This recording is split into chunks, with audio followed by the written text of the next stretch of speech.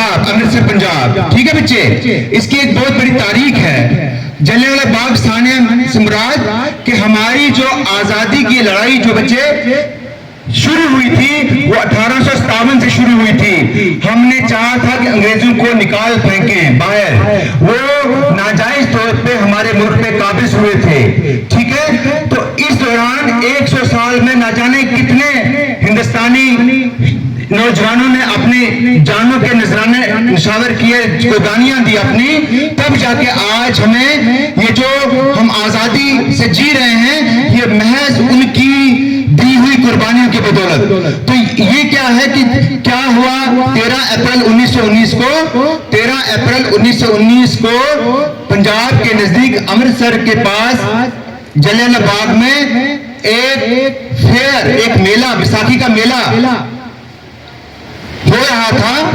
उसमें लोग शिरकत फरमा रहे थे, शिरकत छोटे बड़े जवान बच्चे बूढ़े सब लोग वहां पे जो है वो शिरकत कर रहे थे। उसमें हिंदुस्तान की आजादी चाहते थे, उसमें उनकी रिहाई का मुतालबा हो रहा था।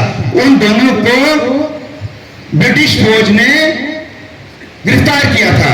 एक का नाम था सैफुद्दीन किचलू और दूसरे लीडर थे सत्यपाल। दो रहनुमाओं को जबरदस्ती कैद कर लिया गया था, उनकी रिहाई का मुतालबा वहां पे हो रहा था, एहतजाज किया जा रहा था।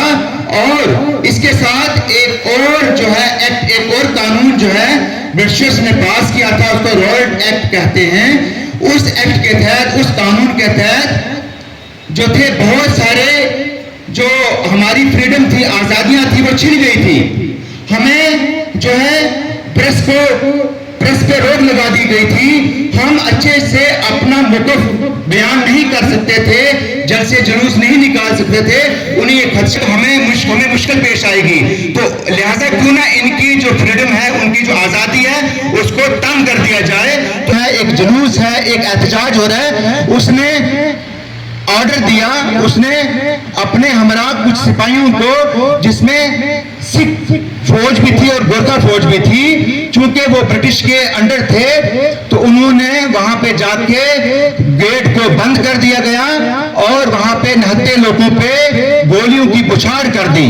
तो वो भाग रहे थे, कुछ लोग दौड़ के वहां पे एक कुआं था, कुएं में गिर रहे थे, मर रहे थे। कुछ जो है वो मसले जा रहे थे, स्टम्पेड हो रहा था, भगदड़ मच रही थी और गोलियां चली। तो 1650 रोंद जो हैं वो फूके गए और नतीजे के तौर पे कम से कम 1500 या इससे जायद निहत्ते लोग अपनी जान गंवा बैठे। तो इस सानिहा का पूरे मुल्क पे एक बहुत बड़ी गम की लहर दौड़ गई और जो हमारे इरादे थे वो और मुस्तहकम हो गए और मजबूत हो गए। और गांधी जी और दूसरे रहनुमा थे, उन्होंने इस पे सख्त जो तनकीद की और मुतालबा किया कि अब जो है इन शहीदों के खून का बदला लिया जाएगा। और उसके बाद मजीद जो तहरीक थी आजादी की, उसने जोर पकड़ा। तो आज जैसे कि बच्चों आप देख रहे हैं पिक्चर्स पे, ये एक समाधि है, एक जो मेमोरियल है, ये उसी जगह पे बनाया गया उनके। और वो शायर कहता है कि शहीदों की चिताओं पर लगेंगे हर बरस मेले, वतन पे मरने वालों का यही बाकी निशान होगा। तो अब मैं वकार जी से गुजारिश करता हूं कि वो इसी मौजू पे, इसी टॉपिक पे मजीद रोशनी डालें। रहमान रहीम। काबिल इज़्ज़त जनाब प्रिंसिपल साहिब, दीगर उस्ताद कराम और मेरे साथियों और प्यारे बच्चों, अस्सलाम वालेकुम। जैसा कि आपको क्यों सर ने बता दिया है, स्कूल मंडी में एक प्रोग्राम का एहतमाम किया गया जिसके मल्टीपल डायमेंशंस थी, क्योंकि 13 और 14 तारीख हिंदुस्तान की तारीख में बड़ी अहमियत रखती है। 13-14 अप्रैल बैसाखी का दिन था। जलियांवाला बाग जैसा एक अफसोसनाक सानिया हमारी हिस्ट्री का टर्निंग पॉइंट था। और साथ में 14 अप्रैल बाबा साहब भीमराव अम्बेडकर का जो है योम विलादत।